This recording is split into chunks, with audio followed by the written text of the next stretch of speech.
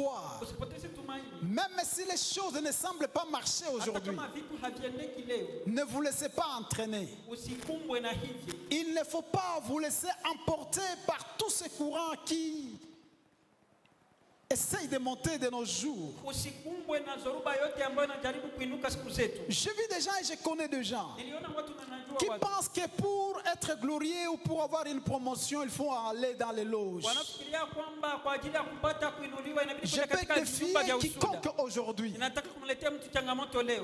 que nous sommes avec Christ, même si on peut nous jeter dans les oubliettes aujourd'hui, demain ou après-demain, Dieu peut manifester sa gloire au-dedans de nous. Et Paul était en train d'insister sur ça, puisqu'il visait quelque chose à ces chrétiens. Et Paul a montré même aussi son engagement personnel. J'ai beaucoup aimé cette façon, la façon dont cet homme présentait la situation. Il ne se limitait pas seulement à l'histoire des autres, mais lui-même aussi, il donnait son témoignage. Il a présenté même son engagement et son combat dans le Seigneur. Et il parle de cela dans 1 Corinthiens 28 à 29. Écoute ce qu'il dit. C'est lui que nous annonçons, exhortant tout homme et instruisant tout homme en toute sagesse, afin de présenter à Dieu tout homme devenu parfait en Christ. C'est en quoi je travaille, en combattant avec sa force qui agit puissamment en moi.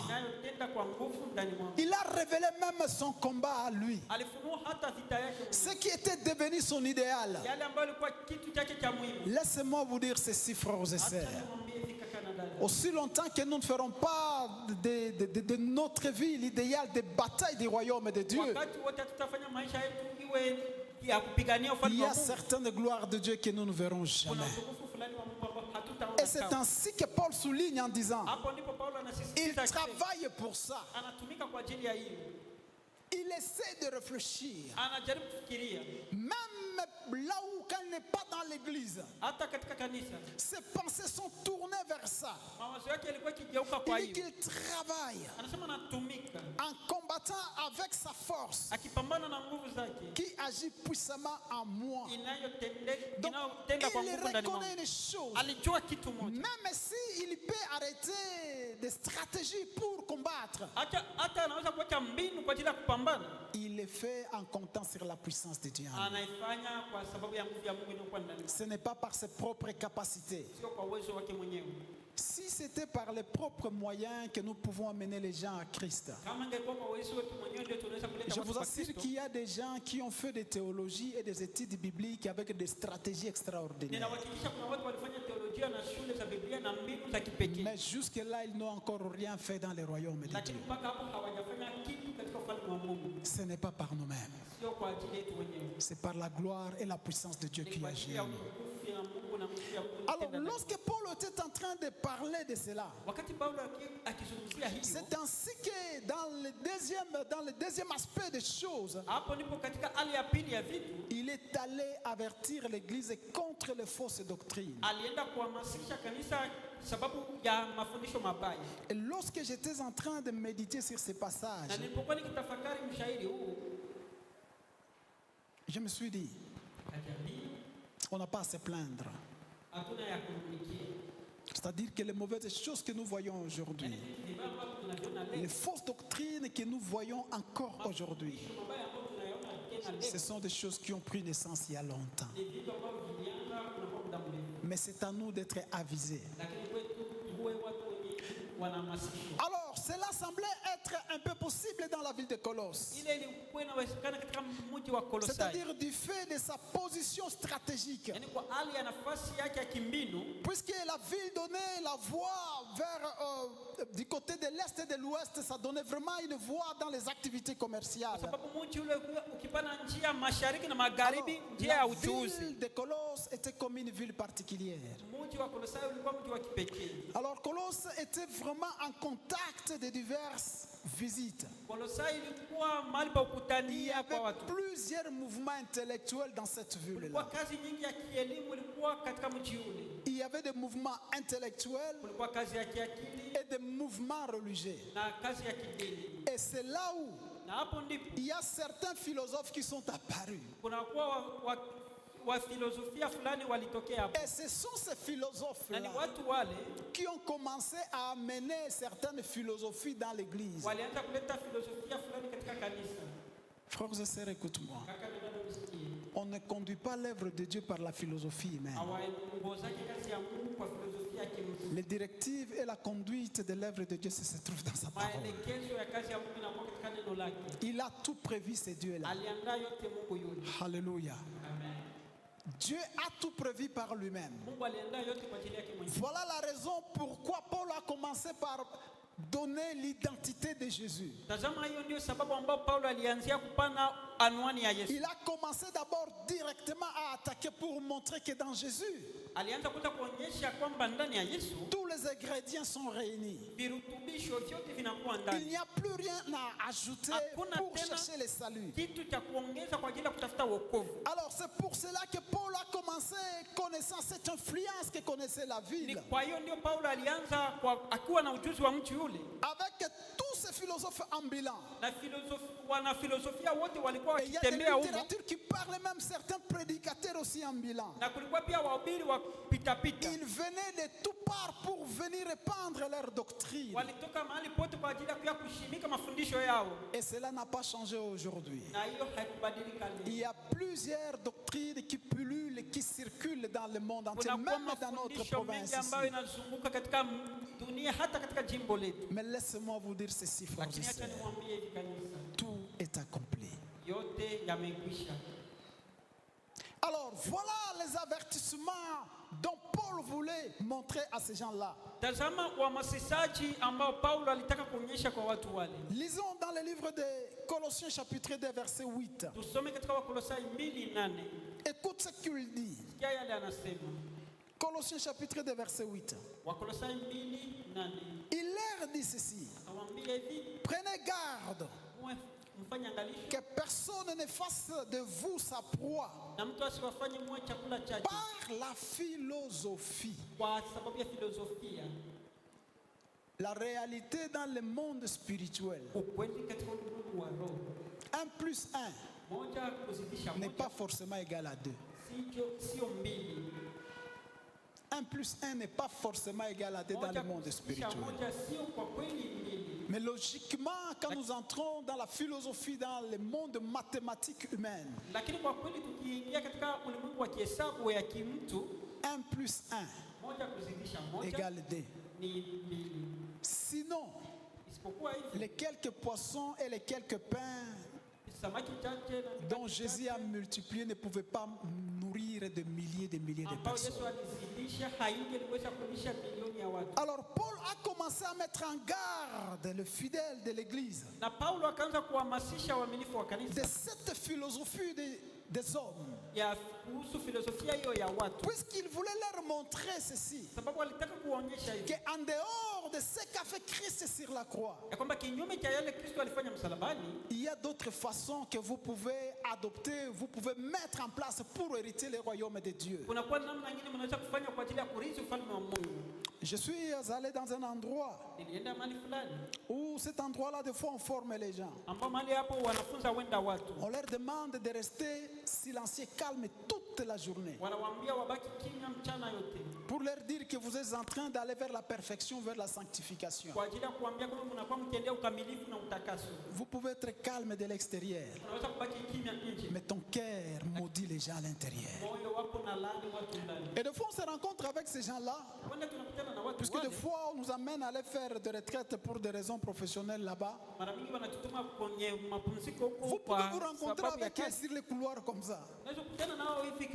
C'est comme s'il ne vous voit pas. Il ne peut même pas vous saluer. Si vous lui dites bonjour, il reste calme. Puisqu'on lui a dit ceci, vous devez apprendre à rester calme toute la journée. Même un bavard, si vous lui dites de rester calme, il peut observer cela pour cette journée-là. Mais en dehors de ces heures-là, il va revenir dans son état. Laissez-moi vous dire ceci, frères et sœurs. Les stratégies et les philosophies humaines ne bâtissent jamais l'œuvre de Dieu. Dieu lui-même a donné ses voies dans sa parole pour bâtir son œuvre. Et c'est là où les hommes ont introduit beaucoup d'autres doctrines qui ne sont pas forcément bibliques. Ils ont traduit la parole de Dieu à leur propre pensée. Et c'est ce que Paul était en train de dire aux fidèles, en leur avertissant que personne ne puisse faire de vous leur proie à cause de leur philosophie. Qu'est-ce que nous ne voyons pas dans les églises de ce siècle? Que Dieu nous aide et nous épargne. C'est ainsi que la Bible dit même, sortez du milieu de mon peuple. Lorsque vous entrez quelque part, la philosophie commence à remplacer la parole de Dieu. Sortez du milieu de et ne tardez pas. Avant que cela ne soit tard. Puisque la parole de Dieu, l'œuvre de Dieu, ne se construit pas ainsi. Je n'ai pas vraiment le temps d'entrer dans les détails philosophiques. Il y en a plein que le monde ou les églises d'aujourd'hui ont développé. Et Paul était en train de dire et d'insister. En leur disant cela, il leur dit, et par une vaine tromperie, s'appuyant sur la tradition des hommes, sur les rudiments du monde, et non sur Christ. Toute pensée qui n'est pas appuyée par la pensée biblique n'est pas une pensée à mettre en œuvre. Toute pensée qui doit concourir au développement de l'œuvre de Dieu doit être une pensée qui est appuyée par la pensée biblique. Toute vie que nous devons faire qui n'est pas appuyée par la pensée biblique, ce sont des pensées de foi qui nous désorientent de la voie de Dieu. Alors, comme si cela ne suffisait pas, en dehors des traditions humaines, en dehors de tout ce qui est de leur tradition, en dehors de tout ce qui est tromperie, j'étais avec un frère. Un jour, il me dit, comme l'église n'avance pas, tu ne vois pas que nous pouvons mettre des stratégies. Il a commencé à énumérer ses stratégies. De tout ce qu'il a énuméré comme stratégie, je lui dis, mais tout ce que tu énumères là, ce n'est pas biblique. Il dit, non, ne t'en fais pas. Même tous les pasteurs que tu vois là, ils ont leur stratégie. Moi, je lui ai dit ceci. C'est pour cela que lorsque ces stratégies arrivent au bout, leur église aussi tombe de la même manière qu'il a été monté par des stratégies. Mais les stratégies que Christ nous a données, ce sont des stratégies éternelles. Alléluia. Alors, ces philosophes ici, ils ne se sont pas limités à ce niveau. Écoutez d'autres autres doctrines. Dans le livre de Colossiens chapitre 2 verset 18. La Bible dit ceci. Qu'aucun homme, sous une apparence d'humilité et par un culte des anges, regarde là où on commençait à mener les gens. Les cultes des anges ne vous ravissent à son gré les prix de la course. Tandis qu'il s'abandonne à ses visions et qu'il est enflé d'un vain gloire, d'un vain orgueil, par ses pensées charnelles. Donc cette histoire d'ange n'a pas commencé aujourd'hui. Comme je suivais un jour quelqu'un qui dit que comme il s'est heurté ou il a eu des problèmes, il va demander à Dieu de lui changer des anges, puisque ces anges n'ont pas veillé sur lui comme il se doit. Église, par ce culte des anges, que personne ne puisse nous prendre en otage. Et nous avions été même, comment dirais-je, tellement édifiés lors de l'école de l'Apollos. Je sais que beaucoup de nous attendent toujours des anges avec des personnes avec des ailes. L'homme de Dieu nous a montré noir sur blanc. Il y a des gens qui ont reçu des anges dans leur vie sans les savoir, puisqu'ils attendaient tout simplement quelqu'un vêtu en blanc avec des ailes comme un oiseau. Dieu, il peut prendre n'importe quelle forme quand il veut. Alors cette histoire de culte des anges a commencé depuis longtemps, et cela a commencé à gangréner l'église de Colosse. Et Paul, en voyant cela, il a averti les chrétiens. Il leur dit cela. J'aime vraiment ce dont il était en train d'insister sur ça. Qu'aucun homme, sous une apparence d'humilité et par un culte des anges, en dehors des cultes des anges, il y a même des cultes des hommes comme nous. Dieu n'a besoin de foi d'aucun intermédiaire. Lorsqu'il veut manifester sa gloire, il veut que vous vous l'approchiez comme fils. Et Paul était en train de mettre l'église en garde contre cela.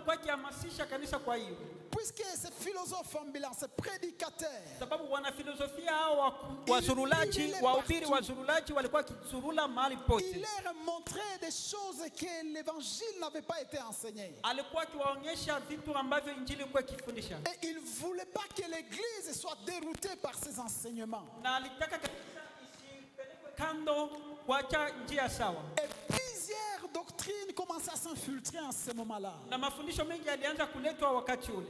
Et comme si cela ne suffisait pas, même de nos jours, il y a des doctrines qui essaient de s'infiltrer dans nos milieux. Soyez avisés, frères et sœurs, Église de Dieu. Et même Paul, à un moment donné, il dit, même si un ange venait pour vous montrer qu'il n'y a pas de messes ou de choses extraordinaires avec ce genre de créatures de foi. Même si un ange venait et qu'il vous prêchait le contraire de ce que nous vous prêchons, qu'il soit anathème, c'est-à-dire qu'il soit maudit. C'était pour montrer aux chrétiens il n'y a pas de foi des choses à mystifier.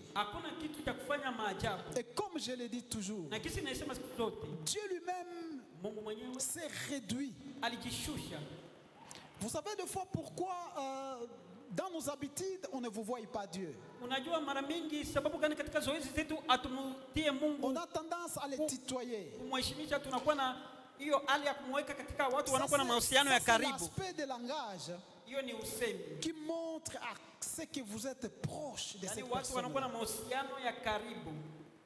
C'est-à-dire que nous avons tellement de proximité avec Dieu. Tunakuwa na ukaribu na Mungu. Voilà pourquoi il y a des choses que nous ne devons pas mystifier dans la vie spirituelle. Ndio maana kuna vitu hatupashi kuvifanya vya ajabu katika maisha ya kiroho. Même il est simple. Sababu Mungu mwenyewe anakuwa rahisi. Et Paul voulait à ce que l'église puisse comprendre et connaître cela. Na Paulo alitaka kanisa iweze kuelewa na kujua hii. Il dit par le culte des anges. Anasema kwa ibada ya malaika. Je suis sûr que les gens voulaient mystifier cet aspect des anges. Ninahakikishwa kwamba watu walitaka kufanya ajabu hiyo ibada ya malaika. Et Paul voulait leur montrer na Paulo alitaka kuonyesha que personne na kusiwe mtu ne puisse vous prendre en otage asiwachukue mateka à cause de cela. sababu ya hiyo. Amen. Amen. Et lorsqu'il était en train de leur parler de cela, na alipokuwa akiwazungumzia kuhusu hiyo, Paul il est arrivé à un point, il a commencé à les exhorter. akaanza kuwahimiza. Et c'est là où j'essaie de trouver cela dans plusieurs lettres, dans plusieurs épîtres que Paul avait écrites. Na hiyo ninajaribu kuipata katika nyaraka nyingi ambapo Paulo Il ne aliandika. pouvait pas terminer l'écriture sans exhortation. Angeliweza kumaliza kuandika bila kuhimiza. C'était pour essayer de renforcer ou de donner la réelle vérité en dehors de ce que les gens pouvaient commencer à leur Ni kwa ajili ya enseigner. kutafuta kuleta ukweli kamili kwa yale watu walikuwa wakifunzwa. Écoute-moi ceci, frères et sœurs. Nisikie hivi kaka na dada. Alors, ce que j'ai aimé dans ça, Niliyopenda katika hiyo, Paul, lorsqu'il était en train d'exhorter Colosse, les Paulo chrétiens, alipokuwa akihimiza il Wakristo a wa touché Kolosai, plusieurs domaines dans la vie. alishika sekta nyingi za maisha. Et c'est là où j'ai dit tout au début, Na hapo ndipo nilisema mwanzo, vraiment, je n'ai pas vu ce livre-là. kwa kweli sikuwahi kuona kitabu Un hicho. livre qui touche dans plusieurs domaines de la vie au même moment. Kitabu kinachogusa sekta nyingi za maisha kwa wakati mmoja. Quelle inspiration!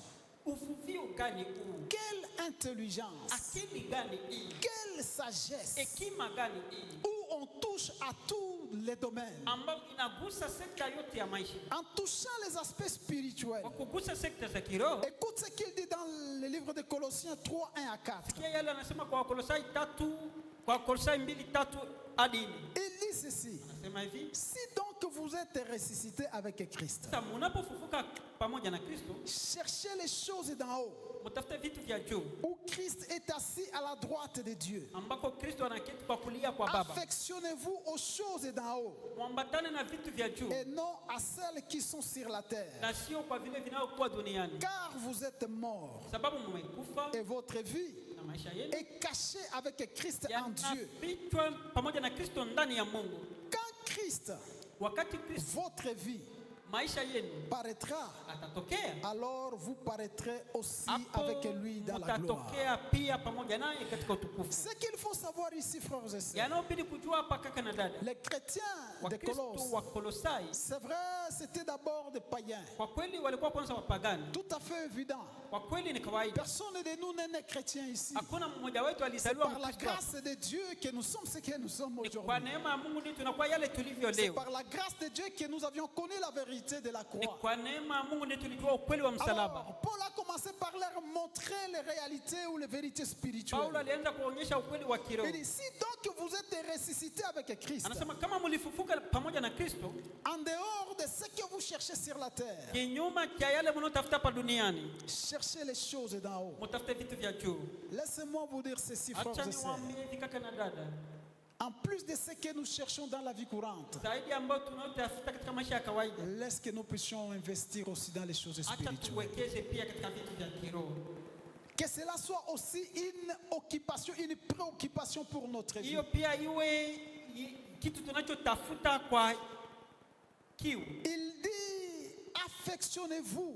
Anasema muambatane. Donc, essayez de chercher à vous perfectionner de jour au lendemain. Anasema mjaribu kujikamilisha siku baada ya À siku. un moment donné, vous pouvez vous arrêter et vous mesurer vous-même. Wakati fulani unaweza kusimama na kujipima Qu'est-ce mwenyewe. que je suis maintenant sur le plan spirituel? Ninakuaje katika kiwango cha kiroho? Est-ce que ma vie semble avancer ou semble Je, régresser? maisha yangu yanaenda mbele ama Est-ce que yanarudi mes nyuma? capacités spirituelles sont en train d'augmenter ou pas? Je, uwezo wangu wa kiroho unakuwa ukiongezeka ama hapana? Laissez-moi vous dire ceci, frères et Acha sœurs, niwaambie hivi kaka na dada, que les capacités ya kwamba uwezo et les compétences spirituel ne vient pas aussi du néant. Lorsque vous voyez quelqu'un être utilisé puissamment par Dieu, il faut aussi se demander quelles sont ses disciplines spirituelles. Vous savez, le père de l'évangile Idahosa du Nigeria,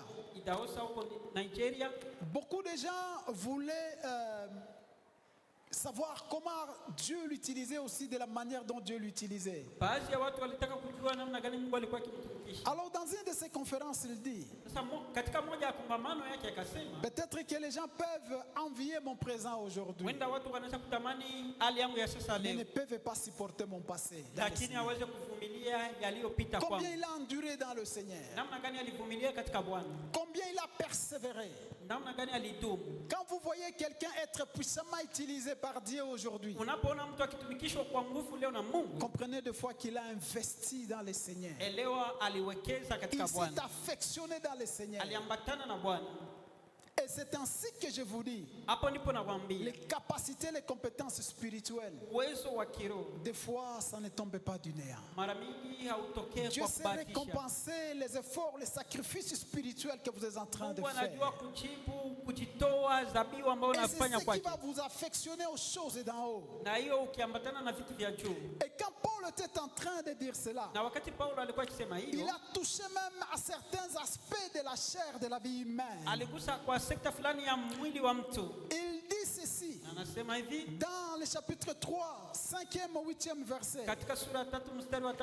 Il ajoute en disant, écoute ce que Paul dit, faites donc mourir les membres qui sont sur la terre. Il a commencé à les citer. Il parle de l'impudicité, impureté, les passions, les mauvais désirs et la cupidité, qui est une idolâtrie. Il ajoute en disant, c'est à cause de ces choses que la colère de Dieu vient sur le fils de la rébellion, parmi lesquels vous marchiez autrefois lorsque vous viviez dans ces péchés. Il dit ceci dans le verset 8. Mais maintenant, renoncez à toutes ces choses et à la colère, à l'animosité, à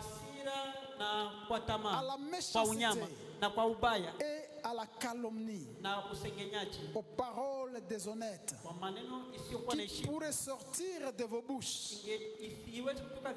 Ce qui m'a fait frapper dans ce passage, Paul il dit maintenant renoncez à toutes ces choses. Laissez-moi vous dire ceci, frère. La mortification de la chair, qui n'est pas de fois facile, de faire mourir toutes ces pressions de la chair, doit venir de la décision de renoncement de la personne. J'ai vu plusieurs personnes qui attendent à ce que Dieu puisse les enlever de l'impudicité. Dieu t'a déjà libéré de tout ça. C'est seulement ta décision qui manque pour que vous ne vous retrouviez plus dans ces choses-là. Il y a des gens qui attendent des choses qu'ils doivent faire eux-mêmes. Ils attendent à ce que Dieu puisse le faire à leur place. Je vous assure, frères et sœurs, si vous ne le faites pas de foi de vous-même, personne d'autre ne le fera à votre place. C'est ainsi que Paul a insisté et il a ajouté. Il dit renoncer. Renoncer à toutes ces choses. Et si nous entrons dans le détail de cela, le renoncement, c'est une décision personnelle et ferme que la personne peut prendre en disant à partir d'aujourd'hui, je me débarrasse de ça. Mais je vis des gens qui pensent que c'est Dieu qui viendra faire certaines choses à leur place. Et si vous lisez ce passage, c'est par là que vous comprendrez que c'est vrai. Même les chrétiens de Colosse, ils étaient aussi des païens. Mais à un moment donné, ils ont pris la décision. Mais malgré cette décision, ils étaient toujours être malmenés où il y a cette doctrine-là qui cherchait à les emporter. Mais leur décision, leur renoncement pouvait les garder à rester fermés dans les Seigneurs. Prenez seulement la décision, frères et sœurs. Et si vous prenez cette décision, si vous renoncez à certaines choses, je suis sûr que Dieu va vous accompagner dans cette décision. Et c'est par là que vous allez vous retrouver vainqueur et victorieux. J'ai vu d'autres personnes. Quelqu'un m'a dit, je suis en train de lutter, que Dieu puisse m'aider vraiment à laisser l'alcool. Moi je lui dis, mais il t'a déjà aidé. Qu'est-ce que vous entendez encore?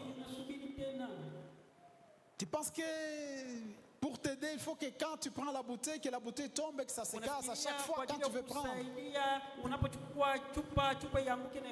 Dieu t'a déjà aidé. C'est ta décision qui reste.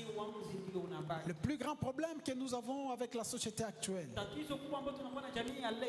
c'est la prise de décision. Que Dieu nous aide et que nous-mêmes nous soyons conséquents à nos décisions. Et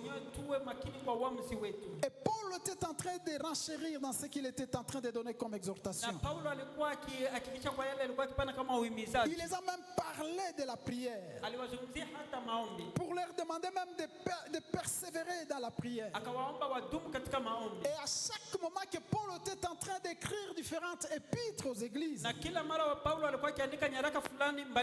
manquait de toucher cet aspect-là, puisqu'il savait que la prière, c'est une arme qui peut les aider à maintenir cette décision-là. Il ne s'est pas limité. Il a touché même les domaines des relations interhumaines. Je vais vous dire quelque chose à la fin, frères et sœurs. Écoutez ce qu'il dit dans Colossiens 3:13. Il ajoute en disant, supportez-vous les uns des autres. Et si l'un a sujet de se plaindre de l'autre, pardonnez-vous réciproquement, de même que Christ vous a pardonné. Pardonnez-vous aussi. Écoute cela où Paul est parti. Même dans les relations entre eux, il a compris que les problèmes peuvent surgir. Mais il dit, dans cette relation-là, vous devez vous supporter. Alléluia. Ne pensez pas qu'on reste avec tout le monde puisqu'on est bon tous. Non. C'est puisque des fois on se supporte mutuellement. Et si vous n'avez pas développé ces caractères, vous ne saurez pas vivre dans la société. Partout où nous allons, partout où nous passons, il y a toujours des gens qui peuvent chercher ou chercheront à vous mettre mal à l'aise. Même si vous ne provoquez personne, les problèmes peuvent te rencontrer là où tu es. Et Paul était en train d'exhorter ces fidèles, ces chrétiens.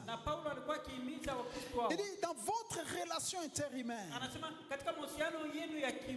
vous devez savoir vous supporter mutuellement. Vous savez, des fois, pourquoi on ne se supporte pas mutuellement?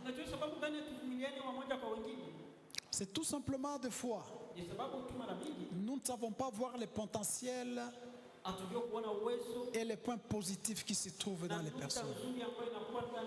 Vous savez, même la personne la plus mauvaise, il peut avoir des points positifs. Et si vous ne savez pas voir, exploiter son côté positif, il est difficile des fois que vous puissiez cohabiter dans la société. Nous sommes dans le monde des hommes, sur la terre des hommes. Il n'y a qu'une seule terre. Il n'y en a pas deux. Vous ne pouvez pas vous créer votre terre personnelle. Nous étions en train de faire l'inspection dans un coin. Alors nous sommes en train dans ce village-là, dans cet espace, on a trouvé qu'il y avait plusieurs chefs, plusieurs rois. Alors à la question de savoir pourquoi il y a des chefs un peu partout, la réponse qui nous a été donnée, que tous ces gens-là que vous voyez, c'était une seule tribu et une seule famille. Et dès qu'il y a des petits problèmes, quelqu'un prend sa femme et ses enfants et dit, bon, moi je quitte au milieu de vous, je pars créer ma colline. Alors vous trouverez des collines des chefs un peu partout. Et je vous assure, dans un coin où tout le monde est chef, rien ne marche et rien ne va. Alors, ces gens demandaient à ceux qu'on puisse leur créer un hôpital. On a été catégorique. Puisqu'il y a des normes par rapport à un nombre de population pour qu'on puisse vous donner un hôpital. On leur a dit tout simplement, on ne peut pas créer un hôpital pour 20 personnes. L'unique solution pour vous, revenez tel que vous étiez comme tribu. Vous allez constituer une masse et vous aurez droit à un hôpital. C'était impossible. Jusqu'à ce jour, ces gens n'ont pas d'hôpital. Tout simplement, ce sont des gens qui ne pouvaient pas se supporter mutuellement. Et dans ce coin-là, je vous dis, tout le monde est chef. Et c'est ainsi que vous entendrez même dans certains coins, dans certaines provinces. Il dit, chez nous ici, on ne fabrique pas de domestiques. Et en Swahili, il dit ceci, kwetu akutoke boy. Ici chez nous, il n'y a pas de domestique. Pourquoi ça? Puisque tout le monde est chef. Et si vous entrez dans les détails de cela, personne ne supporte personne. Alléluia. Que Dieu nous aide, Église. Afin que nous sachions, nous savons comment nous supporter mutuellement. Et c'est ce que Paul était en train de toucher en parlant aux chrétiens de Colosse. Il est allé un peu plus loin jusque-là. Non, cet homme, il était formidable. Il est allé même dans le domaine conjugal. Ça, vous pouvez le voir dans Colossiens chapitre 3, verset 18. Je veux que nous puissions lire ça. Quelle intelligence! Comment est-ce qu'on peut être spécialiste en tout comme ça? Écoute ce qu'il dit. Femmes, soyez soumises à vos maris, comme il convient dans le Seigneur. Marie, aimez vos femmes et ne vous agressez pas contre elles. Il a touché à tous ces domaines-là. Ce qui m'a fort réjoui, il dit, soyez soumises à vos maris, comme il convient dans le Seigneur. C'est-à-dire que ton mari ne peut pas te faire soumettre à l'occultisme et que vous puissiez vous laisser aussi partir. Il souligne en précisant. C'est ainsi que je vous dis, frères et sœurs, si quelqu'un est détruit dans l'église, c'est fini. Et je l'ai dit un jour, il y a un homme de Dieu aujourd'hui puissamment utilisé qu'on appelle Nicky Cruz.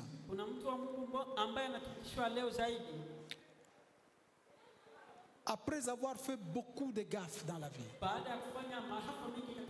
les psychologues qu'on avait recrutés pour lui, après avoir échoué, il lui avait dit ceci. Il dit, messieurs, tout ce qui te reste dans la vie, c'est la chaise électrique. Puisque ces psychologues étaient renommés pour redresser les gens en situation difficile.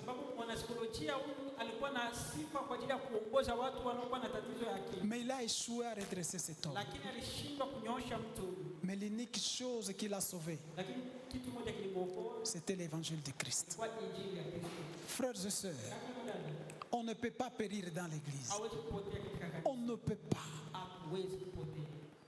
Votre ruine ne peut pas provenir de l'église.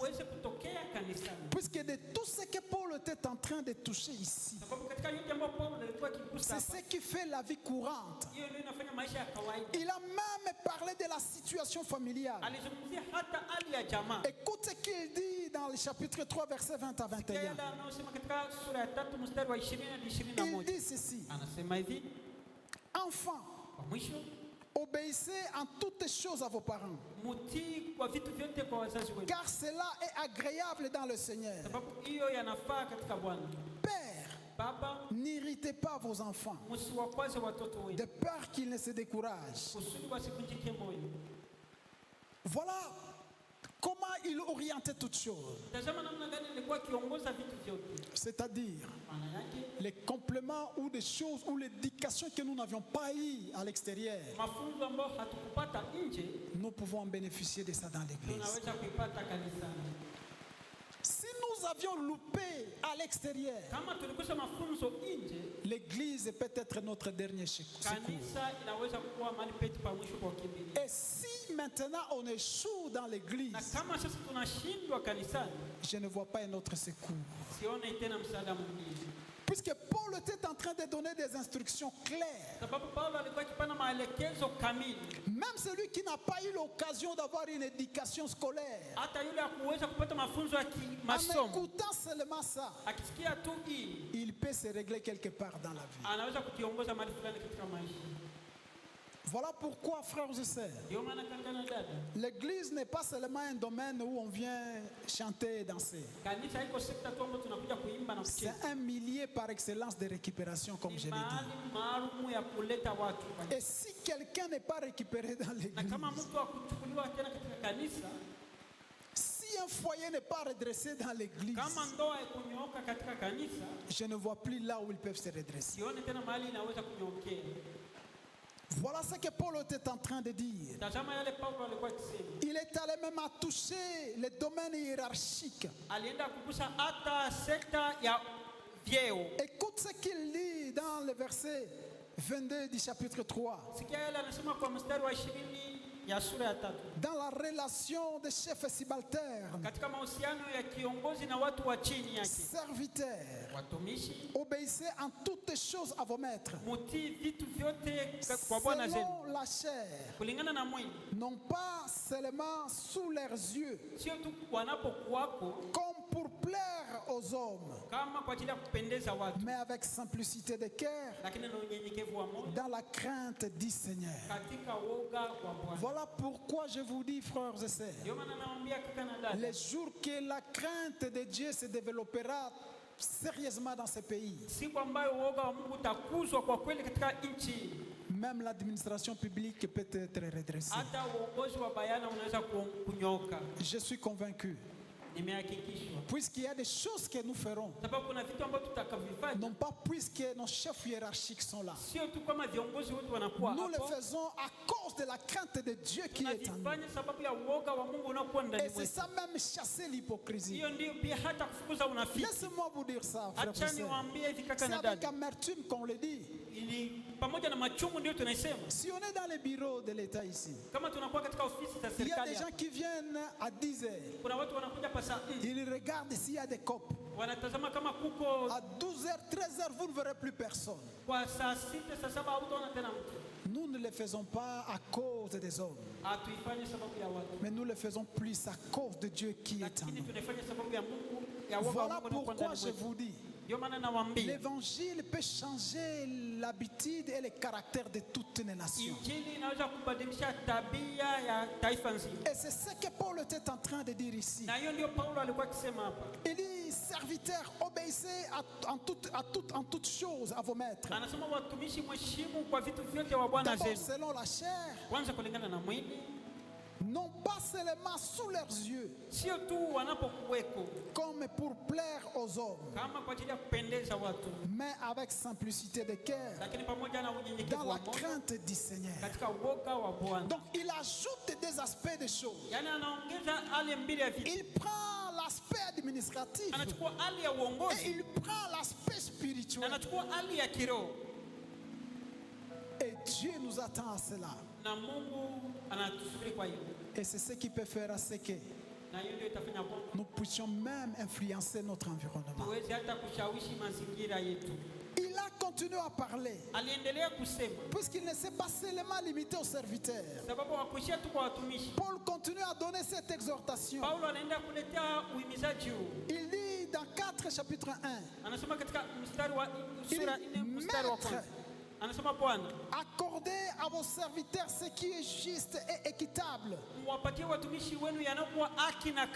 sachant que vous aussi, vous avez un maître dans les cieux. Donc c'est-à-dire que les choses ne se font pas seulement selon les aspects physiques. Et on essaye d'y ajouter aussi les aspects spirituels. Puisque Paul leur dit cela, il dit, accordez à vos serviteurs ce qui est juste et équitable. Puisque même vous, vous avez un maître dans les cieux. Donc nous ne faisons pas les choses selon nous. Nous le faisons puisqu'il y a un Dieu dans les cieux. C'est par là qu'on vous dit que c'est la justice. La justice élève une nation. La justice là dont on parle, ce n'est pas seulement la justice de ce que vous connaissez. Même la justice de la parole de Dieu. Lorsque les gens sont accrochés, accordés à la parole de Dieu, ils l'appliquent avec justice. C'est là où Dieu commence à se révéler, à se manifester. Et Paul était en train de chuter, à encourager ces chrétiens à rester fermés dans toutes circonstances. Vous avez suivi cela, frères et sœurs. Je parie et j'ai foi que l'Église est notre dernier secours dans la vie. Si nous pouvons manquer où aller, si nous avons peut-être échoué partout, l'Église peut encore nous restaurer, nous redresser. Je ne sais pas là où vous aviez commencé à manifester des faiblesses. Je ne sais pas quelle est la doctrine qui commençait à prendre place en vous. Je ne sais pas quelle est cette fatigue, cette lourdeur commençait à prendre place en vous. Ces choses ont commencé depuis bien longtemps. Mais aujourd'hui, demandez à Dieu que vous allez renoncer à tout ça. Afin que tous ces enseignements, tout ce qui vous soufflait à l'oreille, ne plus l'espace en vous. Voilà pourquoi nous allons nous lever, frères et sœurs. Vous allez demander à Dieu de vous aider. Ces petits enseignements, ces petites pensées qui commençaient à résonner en vous, que ça puisse quitter, que ça puisse vous abandonner. Que Dieu vous fortifie davantage. Que vous puissiez marcher conformément à sa parole. Dans le nom de Jésus-Christ de Nazareth. Il se peut que vous avez des lourdeurs de fatigue. L'engouement, la chaleur que vous aviez pour l'œuvre de Dieu, vous sentez comme s'il commence à diminuer. C'est une nouvelle doctrine qui cherche à prendre place en vous. Dites à Dieu de vous aider ce soir. Dans le nom de Jésus-Christ. Père, nous venons encore auprès de toi. Nous avons besoin de ton soutien, de ton aide et de ton assistance. Laisse que ta grâce puisse être avec nous, Père. Que tu puisses nous assister, Jésus. Que nous sachions qu'en toi il y a tout pour nous. Tu as fait toute la plénitude pour nous. Toute la plénitude de Dieu est en toi pour nous. Dieu, nous venons près de toi encore une fois. afin que tu puisses nous soutenir et nous aider. Que les faux enseignements ne trouvent pas place au-dedans de nous. Dans le nom de Jésus-Christ de Nazareth. Que la philosophie humaine ne puisse pas nous emporter. Que personne ne puisse faire de nous sa proie à cause de philosophie humaine.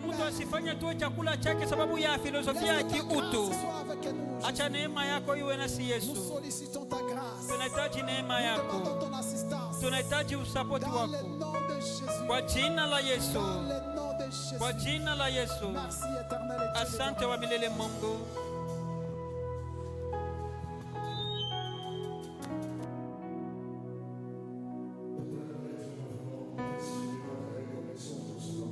Wa milele Mungu, tunaleta shukrani zetu kwa mafundisho haya. Asante kwa mtumishi wako.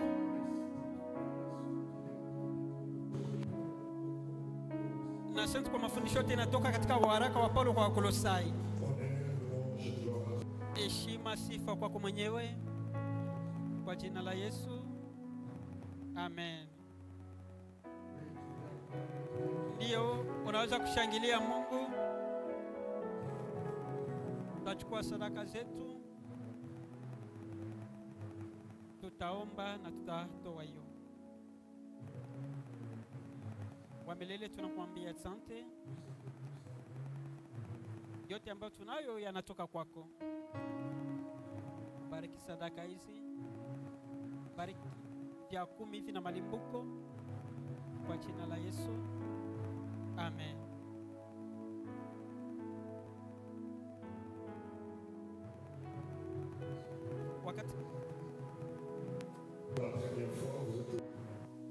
Wakati kitunga kinakuwa kikizunguka, kama unakuwa pale mara ya kwanza, je, kuna kwa mtu anakuwa pale mara ya kwanza? Je, tunaweza kushangilia Bwana? Sifa kwa Mungu. Ni kwa ajili ya kukumbusha tu matangazo machache. Kwanza tunakumbusha,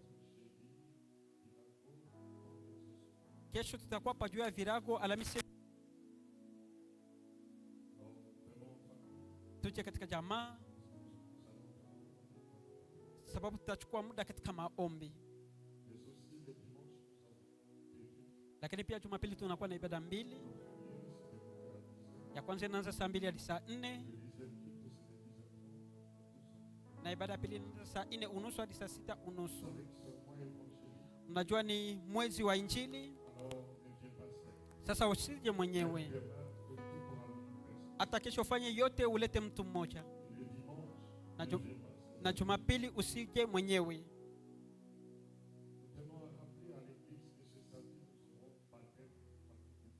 Tunakumbusha kanisa kwamba Jumamosi tutakuwa na ubatizo pa saa 4.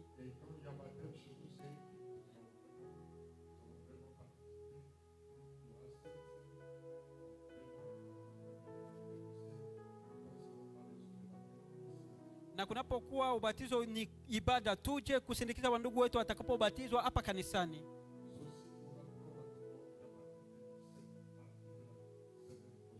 Yaani tunakumbusha pia watu ya kwamba tokea Jumanne ya wiki ijayo tutaanza semina yetu ya kipekee inayokuwa na mada jamaa na ukweli wa vita vya kiroho.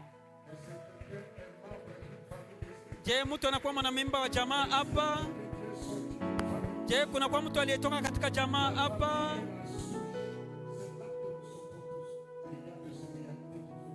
Jamaa inakuwa chanzo ambacho sote tunatokea, lakini kuna kwa kweli ambayo tunabidi kujua.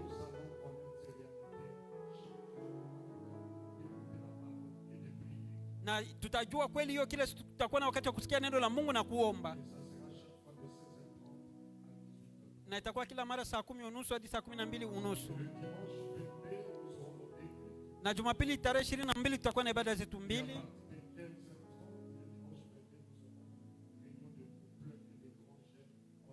Na pa saa 9:30 hiyo tarehe 22 tutakuwa na kusanyiko ya wanandoa na vijana wakuu. Na itakuwa pia kuanzisha halali kwa huduma ya jamaa.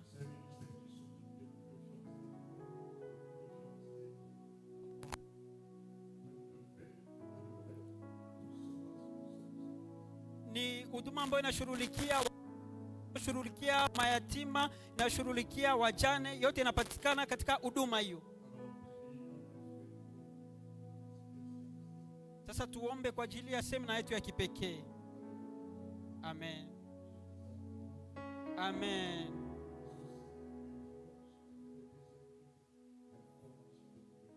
Lakini pia Jumapili baada ya ibada ya pili kutakuwa mafunzo ya wachumba.